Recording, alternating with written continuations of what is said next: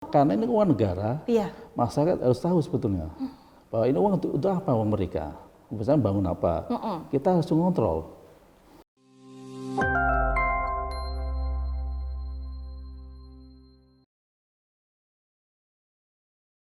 Halo Sobat Mako, apa kabar? Senang sekali saya Vivin Citra bisa hadir menemani Sobat Mako. Kali ini saya sudah berada di Kejaksaan Negeri Kota Malang.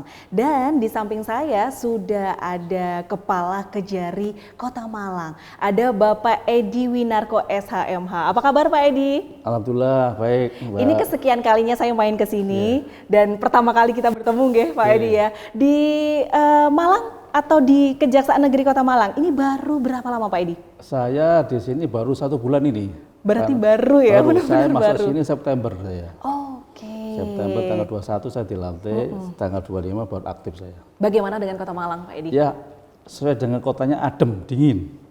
Ya mudah-mudahan kita berharap masyarakat juga adem itu. Adem juga berarti ya. Memang sedikit informasi, Pak Edi ini sebelumnya berdinas di Lampung ya Pak. Lampung, kemudian pindah ke sini. Sudah mencoba cicipan makanan apa aja di sini Pak?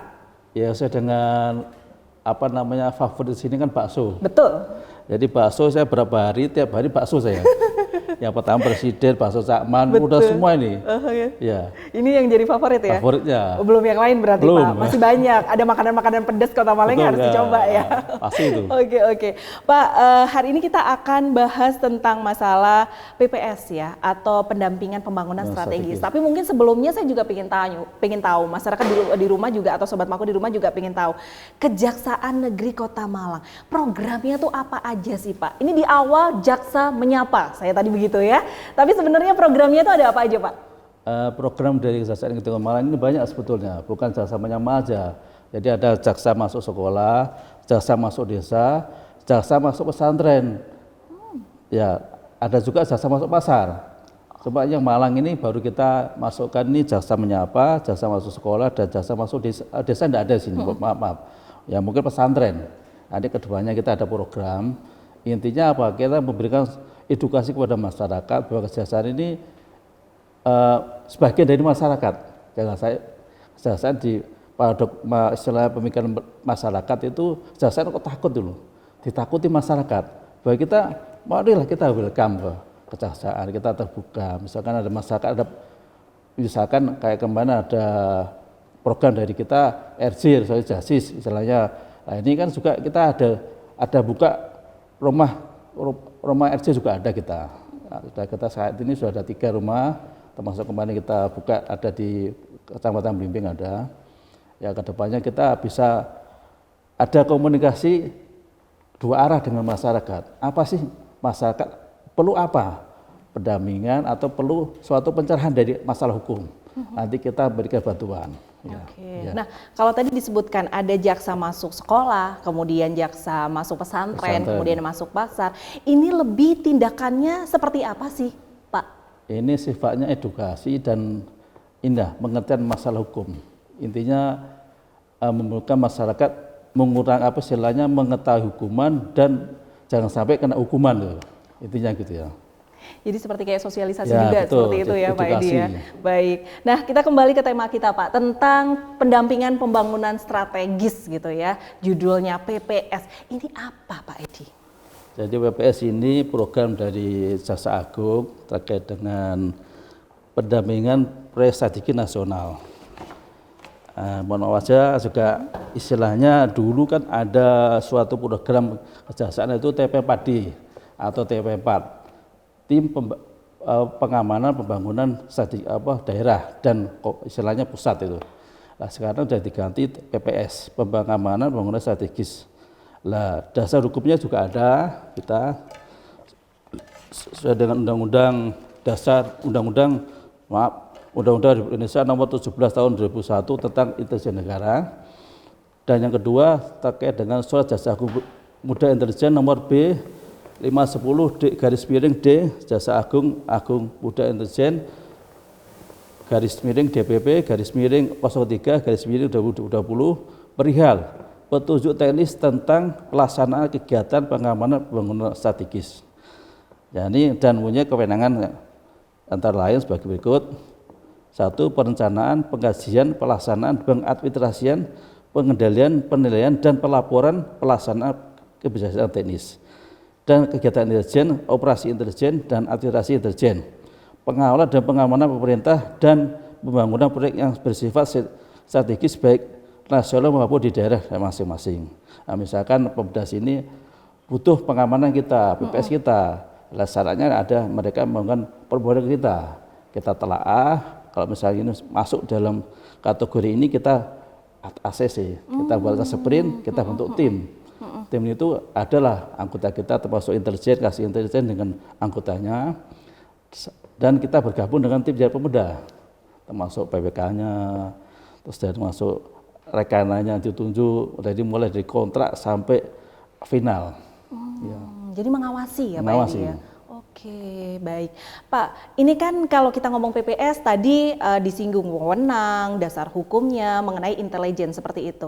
Ini kalau kita bahas intelijen itu kan berhubungan dengan rahasia. Ya. Mesti kan orang berpikiran seperti itu. Tapi ini malah seperti dipaparkan gitu ya. Seperti tadi Pak Edi bilang bahwasanya misalnya dengan rekanan dari awal kontrak dan lain sebagainya harus diawasi, harus dijelaskan. Seperti itu. Tujuannya apa Pak? Tujuannya dari adanya PPS ini adalah pertama kita untuk meyakinkan bahwa keuangan negara tidak dipakai sewenang-wenang atau tidak salah gunakan untuk kepentingan pribadi. Karena kita mengontrol itu, mengawasi terkait dengan anggaran, kualitas dari kegiatan itu, bangunan, dan terkait dengan mutunya udah standar enggak itu. Jadi kita mengawasi sampai pelaksanaan kegiatan itu jangan sampai ada penyimpangan itu aja. Ya. Semisal nih Pak Edi, ada penyimpangan gitu ya, tindakan penyimpangan ketika diawasi. Tindakan apa yang dilakukan oleh kejaksaan? Ya inilah dari awal mungkin dari kontrak apa kita kaji, kontrak itu sudah memenuhi perjanjian enggak, dari kontrak enggak. Nah setelah itu kalau oke, nanti baru tanda tangan kode beliau. Nah kita dalam ini pengamanan ini mengawasi pengawasan dan pengamanan, misalkan ada ancaman gangguan dari misalkan masyarakat sekitar apa, kita ada suatu kewenangan untuk memediasi mereka misalkan. Dan kita juga misalkan secara administrasi, misalkan ada gugatan apa, nanti kita ada bidang datun juga, nanti tim datun nanti kita turun, kita kasih secara perdatanya bisa itu. Sejauh ini ada nggak sih Pak contohnya gitu ya, atau mungkin selama Pak Edi menjadi Kejari begitu ya, pasti kan ada gitu ya contoh-contoh konkret yang terjadi di masyarakat, ancaman contohnya misalnya, ancaman seperti apa? Ancaman ini kayak contohnya misalkan ancaman gangguan ini masalah terkait dengan pembebasan tanah. Misalkan kadang-kadang masyarakat ini kok ini istilahnya bukan ini tidak sesuai dengan harganya. Ini kita suatu ada perembukan atau suatu komunikasi, kita mediasi jangan sampai. Nah kadang-kadang masyarakat juga langsung ke pengadilan. Kita juga nanti ada instrumen dari kejaksaan untuk sebagai jaksa pengacara negara. Kita dampingi pemerintah atas kuasa dari pemerintah, kita bisa hadir di pengadilan masalah gugatan itu. Nah, untuk ancaman misalkan ada masalah ancaman dari masyarakat sekitar, misalkan ini kan termasuk strategi nasional, berarti kan ini misalkan kayak PLN, kan ini strategi nasional lah, ini kan butuh pengamanan. Nah pengamanan dalam arti ya mungkin ada gangguan apa, kita bisa kolaborasi dengan misal masyarakat atau dari aparat setempat, misalkan polisi dan ramil apa, kita bisa. Ya, nah termasuk itu, jadi masalah pengamanan, terus masalah untuk pengamanan asetnya juga kita bisa, masalah keperdataannya bisa itu. Ya. Berarti itu juga salah satu tugas dan juga wewenang dari kejaksaan juga. Betul. Istilahnya untuk jadi pihak ketiga yang mendamaikan, ya, begitu betul, ya. Oke, biasanya Pak, ini kan Pak Edi itu sudah pernah di Palu, kemudian di Lampung dan lain sebagainya. Sejauh menjabat Pak, ada kasus apa yang misalnya dirasa kayak, aduh ini rumit deh dulu Mbak, misalnya seperti itu. Kalau di Malang kan ini baru 1 bulan ya Pak ya, masih berjalan lah waktunya. Mungkin selama pengalaman dari Pak Edi sendiri, apa Pak Edi? Ya, sebetulnya banyak pengalaman ya. Cuma ini kan namanya intelijen itu kan saya lewat rahasia. Lah mungkin kalau sudah dengan adanya PPS ini kan tidak ada rahasia lagi istilahnya. Bahwa kita terbuka kerja dengan pemohonnya. Karena kita kerja atas suatu permohonan dari pemerintah atau BUMD. Bahwa kita dikasih tugas Karena apa, kita sesuai dengan nawacipta Presiden Jokowi, kita ada bersinergi dengan pemerintah. Intinya mengawal pembangunan segala bidang itu. Intinya gitu. Jadi contohnya juga banyak sekali. Terkait pendampingan apa. Waktu saya juga Kajari juga kita ada pendampingan masalah apa namanya, waktu saya di Banten juga waktu Kajari juga masalah ini saya bantuan. Jadi masyarakat itu waktu ada pandemi ya kita punya inisiatif bahwa masyarakat yang membutuhkan misalkan kurang makan, misalkan ada suatu di masyarakat di kampung itu adalah orang yang hidup sebatang kara, makan aja tidak bisa, air aja dia nunggu dari wabah hujan itu, tak ada hujan. Nah, disinilah kita membutuhkan empati kepada mereka. Ya, kita ganti bantuan, sebuah kewapan. Alhamdulillah dengan kegiatan ini banyak masyarakat yang empati dengan kita. Intinya ada pedulian lah. Jadi intinya kita bukan sok jago-jagoan, kita bisa menyentuh masyarakat bahwa kita itu bisa di dalam masyarakat bisa. Karena itu kita juga dari masyarakat dan untuk masyarakat itu. Ya. Jadi ternyata tuh tugas dari kejaksaan sendiri itu banyak ya Pak Edi ya. Kalau orang kan pahamnya jaksa, oh berarti di pengadilan, menghakimi, jaksa penuntut hanya sebatas pidana saja. Pemikirannya seperti itu. Padahal perdata pun juga ada. Ada. Oke, nah ini yang Sobat Mako di rumah mungkin akhirnya jadi tahu ya sekarang ya bahwa tugasnya dari kejaksaan itu banyak sekali, liputannya pun juga banyak. Tadi kita kembali di awal Pak Edi ya, sebelum nanti saya juga untuk dengan adanya PPS ini tujuannya ke depannya. Mungkin tadi kan dijelaskan ya bahwasanya ada yang jaksa masuk sekolah, kemudian pasar, terus ada juga rumah restoratif justice ya. Itu ya, di Kota Malang juga ada 3, di Blimbing, kemudian di mana Pak? Di Blimbing itu ada 2 kelurahan. Oh 2 kelurahan. Sama di Oro-Oro Dowo. Di Oro-Oro Dowo. Rumah justice ini, restoratif justice ini lebih ke kayak apa sih Pak? Jadi rumah justice ini kayak rumah untuk rebukan. Jadi di situ nanti kita datangkan misalkan ada ini perkara masalah pencurian misalkan. Lah, para pihak tersangka ini tersangka ini setelah kita terima dari kepolisian, kita damaikan di rumah itu. Dalam arti kita damaikan di situ ada pejabat daerah, misalkan lurahnya, terus aparat, tokoh agama dan para pihak. Misalkan pencurian 362. Kita panggil korbannya, misalkan HP dicuri di mall kayak kemarin. Kita datangkan, kita damaikan. Akhirnya HP ini kan dikembalikan. Kembalikan berarti kan sudah tidak ada kerugian negara. Kerugian para pihak tidak ada. Nah, di sinilah ada suatu mengetuk hatinya dari korban yang hilang HP-nya kok sudah kembali. Sudah memaafkan, sudah ada suatu pernyataan tidak akan menuntut apa itu ya itu. Jadi cukup selesai di situ. Jadi rumah itu yang pertama untuk menyelesaikan perkara, yang kedua kedepannya bisa sebagai ajang silaturahmi atau mediasi kalau ada masalah di masyarakat bisa didiskusikan di situ. Oh, ya, berarti kalau seperti itu tidak lanjut ke pengadilan ya Pak? Ranah hukum? Tidak, kita tutup karena ada kewenangannya itu. Ya.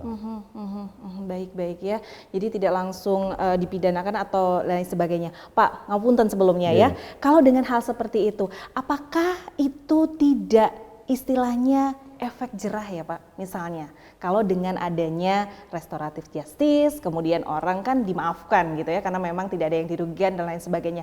Apakah nanti tidak ada efek jerahnya Pak, misalnya seperti itu? Kita ini kan masalah hukum kita tidak bisa seletelek di buku ya. Kalau di buku kan pasti ada pidananya. Nah ini kan suatu program dari pemerintah, kita hukum ada menyadarkan masyarakat, jangan sampai istilahnya banyak orang dipidana. Kita menyadarkan bahwa ini perbuatan tetap ada pidana, termasuk sanksi sosial juga pidana. Jadi misalkan di masyarakat itu kan sudah ngerti, oh ini pencurian ini, tapi kan sudah ada penyelesaian, tidak ada korban, ada suatu permasalahan dan ada penyesalan. Inilah suatu edukasi. Jadi sekarang pemerintah ini kan programnya kan hukum tidak ada di buku, tapi adanya di hati nurani, ya itu. Betul, betul, betul. Pak, ini rumahnya ini nggak sih bebas untuk umum nggak sih? Misalnya kalau untuk Sobat Mako yang pingin tahu, pingin datang atau ada masalah apa, pingin menyelesaikan di rumah Restoratif Justice ini boleh nggak sih? Boleh, boleh, semua boleh. Berarti terbuka untuk umum ya? Terbuka untuk umum. Baik ya, jadi silakan aja nih Sobat Mako. Kita kembali tentang pendampingan pembangunan strategis nih ya Sobat Mako ya. Sebenarnya dengan adanya program PPS ini nih, apa sih tujuan yang diharapkan Pak? Tujuan yang diharapkan itu pertama kita istilahnya memastikan kualitas mutunya, yang kedua tepat anggaran dan istilahnya tepat waktunya. Jangan sampai ini sudah waktunya udah habis tapi masih berjalan. Nah dari segi inilah kita sebagai PPS kita mengawal. Jangan sampai kita melakukan suatu tindakan peneguran kepada pihak kedua itu untuk segera dilaksanakan sesuai dengan kontrak. Ya, gitu. Jadi ada yang bandel nggak Pak? Ya sejauh ini belum ada. Takut kali ya Pak ya, karena sudah diawasi begitu ya. Ya mudah-mudahan tidak ada yang bandel, karena kita tujuan satu adalah menyelamatkan keuangan negara. Betul. Pak, ini yang tadi kita bahas adalah dengan pemerintah, dengan negara dan lain sebagainya. Apakah program PPS ini memang hanya ditujukan untuk lingkungan pemerintah, stakeholder dan lain sebagainya, ataukah juga bisa dengan perusahaan-perusahaan lain misalnya? Kita hanya bisa pemerintah dan BUMD. Oke.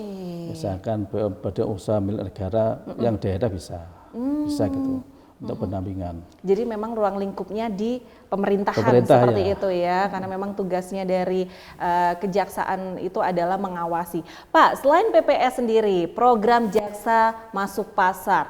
Jaksa Masuk Pasar, saya jadi tergelitik itu ya. Maksudnya itu jaksa ngapain Pak di pasar Pak? Kita juga untuk di Malang ini kita belum ada program itu, cuma salah satu di Kejaksaan ada itu. Cuma di Malang kita belum berjalan karena apa? Yang terkait dengan waktu dan kondisi. Karena kita sudah ada rumah RC itu sudah ada, saya kira sudah cukup tuh. Itu yang pertama. Yang kedua, kita juga punya suatu hotline, nomor telepon yang 24 jam kita bisa terima pengaduan masyarakat atau langsung ke kantor ada. Oke.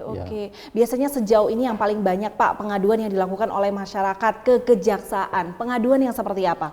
Ya terkait yang pengaduan itu banyak, terkait dengan PPS juga ada. Misalkan proyek ini kok baru berapa persen, padahal ini seharusnya sudah 5%. Nah inilah tugas kita untuk mengawasi dan mengontrol, atau mengasih tahu, menegur, kok gini gitu ya. Oh masyarakat boleh Pak protes misalnya, kenapa tidak sesuai ini atau program PPS ini kok cuman tadi kan Pak Edi bilang ya cuman berapa persen gitu, berarti kita masyarakat boleh? Boleh. Ini transparan sifatnya? Iya, karena ini uang negara, masyarakat harus tahu sebetulnya bahwa ini uang untuk apa uang mereka, misalnya bangun apa, kita harus mengontrol. Sampai berapa persen, nanti kita harus komunikasi dengan pemerintah dari PPK-nya. Oke. Kalau sejauh ini tentang PPS di Malang sendiri, dalam bentuk pembangunan apa Pak? Misalnya contohnya? Contohnya kata masuk ini, heritage jalan itu juga. Kita kayu tangan heritage. Oke, baik. Itu juga di bawah naungan kejaksaan berarti betul. Ya? Oh iya, saya juga baru tahu nih ya Sobat Mako ya, pasti Sobat Mako yang ada di rumah juga baru tahu juga ya ternyata. Saya tuh kalau ngomongin kejaksaan itu, atau mungkin Sobat Mako yang ada di rumah, kadang tuh orang udah takut duluan Pak ini, mohon maaf ya. Kadang kalau kejaksaan, pasti ujung-ujungnya tuh nanti hukuman lah, pengadilan lah. Padahal sebenarnya banyak sekali kegiatan dari kejaksaan itu yang di luar konteks pidana. Betul ya. Seperti tadi restoratif justice contohnya gitu ya, di Malang ini juga ada ancaman tadi. Kita kembali lagi Pak, tadi dijelaskan bahwa wewenangnya perencanaan dan lain sebagainya gitu ya, penanganan itu biasanya yang kayak gimana sih Pak, yang harus ditanganin kayak gimana? Kalau tadi contohnya Pak Edi adalah kayu tangan heritage ya, itu dalam proses jalannya saja atau seperti apa gitu penanganannya? Sepanjang dari pemohon dari pemerintah daerah itu memberikan suatu yang dikerjakan, yang lainnya kita juga enggak punya kewenangan di situ. Misalnya kan jalan aja kita kasih jalan. Sejauh mana ini progresnya sampai berapa persen, masalah anggarannya terserah berapa persen gitu.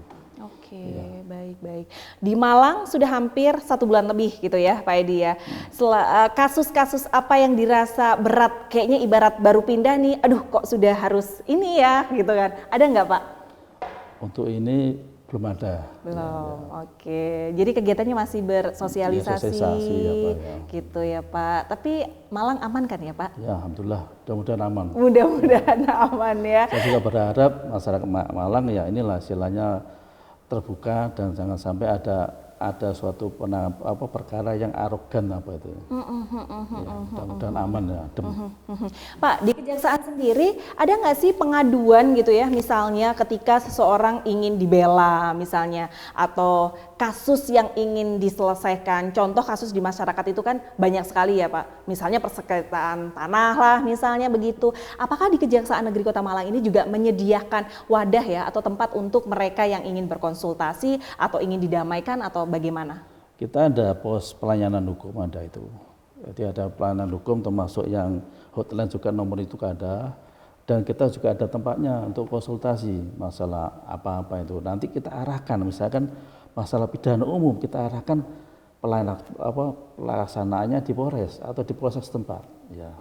Kalau datanya sampai mana kita mungkin bisa memberikan suatu arahan suatu masa terkait dengan hukum. Ya. Oke, baik-baik. Pak, ngomong-ngomong nih ya, kalau di sini sendiri Kejaksaan Negeri Kota Malang sendiri ada berapa sih Pak? Jaksa atau mungkin pegawai yang ada di sini gitu ya? Dengan jumlah masalah yang ada gitu kan? Ya, terima kasih. Ya ini saya juga baru masuk ya sudah sosialisasi. Ya alhamdulillah jumlah dari jaksa ini ada sekitar 48 jaksa dan dibantu oleh tata usaha sekitar 29 orang dan 6 kepala seksi. Wow, banyak. Ya, ada 6 kasih gitu istilahnya. Mereka itu punya sub-sub sendiri nggak sih Pak? Kalau Betul. PPS ini masuknya di Intel? Intelijen ya. Oh, intelijen seperti itu. Jadi ada berapa sih Pak? Kalau boleh tahu sebenarnya kalau di Kejaksaan Negeri itu ada berapa bagian gitu? Oh ya, jadi Kejaksaan Negeri Kota Malang ini ada 6 bagian, 6 seksi. Yang pertama Kasubag Pembinaan yang ngurusi masalah kepegawaian dan kantor. Yang kedua intelijen, kasih intelijen. Yang ketiga kasih pisus. Kalau pisus ini terkena dengan masalah tipikornya.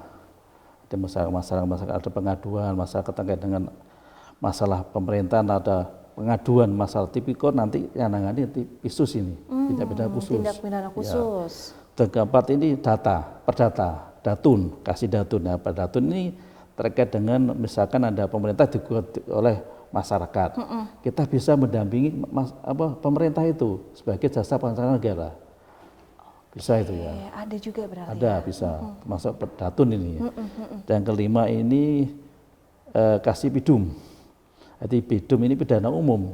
Ini terkait dengan pidana umum semuanya, masalah pencurian, penggelapan, apa semua di sini. Jadi berkas itu dari polisian, di sini polisian, dikirim lagi kita. Inilah bagiannya dari pidana umum, ada kasih pidumnya. Ya, yang terakhir ini kasih barang bukti. Kasih barang bukti ini terkait dengan pengelolaan barang bukti. Misalkan ada dua dari polisi ya, barang buktinya apa? Ini yang ngelola kasih ini. Sampai nanti dirampas nanti bunyinya dari putusan itu. Oke. Ini terlepas dari PPS ya. Yeah. Saya menarik nih tentang barang bukti tadi. Boleh ya Pak tanya ya? Boleh. Pak, ketika terjadi sebuah kasus begitu ya, kemudian dengan barang buktinya, barang bukti ini nanti larinya kemana sih Pak? Nah, tergantung kita dari putusan pengadilan. Misalkan putusan pengadilan dikembalikan kepada korban, misalkan si AB ini, kita wajib mengembalikan. Harus ya Pak? Harus. Sesuai dengan bunyi putusan. Oke. Ya. Ya. Saya pikir kalau misalnya kasus misalnya pencurian gitu ya Pak, atau penggelapan atau apalah gitu, untuk barang bukti itu larinya harus ke negara misalnya begitu. Oh enggak ya? Beda kasus itu ya. Oh iya. Kalau korupsi otomatis masuk negara. Kalau pidana umum ini misalnya pencurian sepeda motor, kita kembalikan korban. Korbannya siapa? Jelas. Oh si A ini korbannya dikembalikan. Meskipun penipuan juga harus dikembalikan berarti ya Pak ya. Oke ya, sesuai dengan putusan pengadilan itu kita laksanakan sebagai tugas jaksa dan melaksanakan putusan juga. Oh iya. Iya, mungkin sobat aku yang ada di rumah sama nggak sih pemikirannya kayak Citra gitu ya? Kalau barang bukti itu berarti larinya harus ke pemerintah, ternyata tidak ya. Sesuai dengan bukti putusannya seperti apa, kalau misalnya harus dikembalikan ke korban juga harus dikembalikan. Betul. Ya, saya pikir itu tuh urusannya tuh di pengadilan gitu ya, bagian-bagian sana, ternyata itu juga wewenang dari kejaksaan juga seperti itu. Pak Edi, mungkin yang terakhir, apa sih yang ingin disampaikan kepada masyarakat ya, tentunya dengan program pendampingan pembangunan strategis ini, silahkan. Harapan kita dengan adanya PPS ini atau pengamanan pendampingan pembangunan strategis daerah ini, saya selaku Kepala Strategis Kota Malang ini berharap apa yang kita laksanakan dengan pemerintah daerah terlaksana. Yang pertama adalah tepat sasaran, tepat anggaran, dan tepat mutu dan waktu yang penting.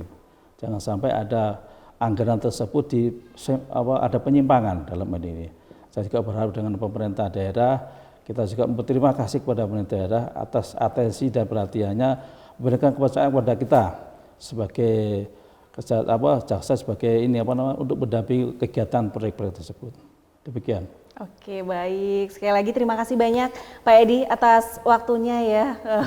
Kita ganggu-ganggu di sini ya Sobat Mako ya. Nanti jangan lupa Pak, harus cicip-cicip nih di Malang. Siap. Ini masih 1 bulan ya. Keluarga tapi di Malang Pak Edi? Di kampung. Di kampung beda. Inilah biasanya ya kendala-kendala seperti ini. Pak, kalau kayak gitu mengatasi itu gimana Pak? Kalau keluarga jauh gitu, punya beban nggak sih Pak? Ya, kita sudah terbiasa alhamdulillah kemana-mana. Gitu, jadi sudah terbiasa ya, Pak? tugasnya. Biarpun kita jauh tapi tetap pulang. Oh iya, tetap di hati. Baik. Terima kasih banyak Pak Edi ya. Seperti tadi yang sudah disampaikan sama Pak Edi ya, Sobat Mako ya, semoga aman, Malang tetap aman aja gitu ya. Dan memang tugas dari kejaksaan sendiri adalah mengawasi supaya tidak ada yang namanya dilencengkan anggarannya, mengamankan anggaran dari pemerintah seperti itu. Dan demikianlah obrolan saya dengan Pak Edi Winarko selaku Kepala Kejaksaan Negeri Kota Malang, dan kita akan ketemu lagi di lain kesempatan dengan narasumber dan juga tema yang berbeda. Saya Vivin Citra pamit undur diri, sampai jumpa.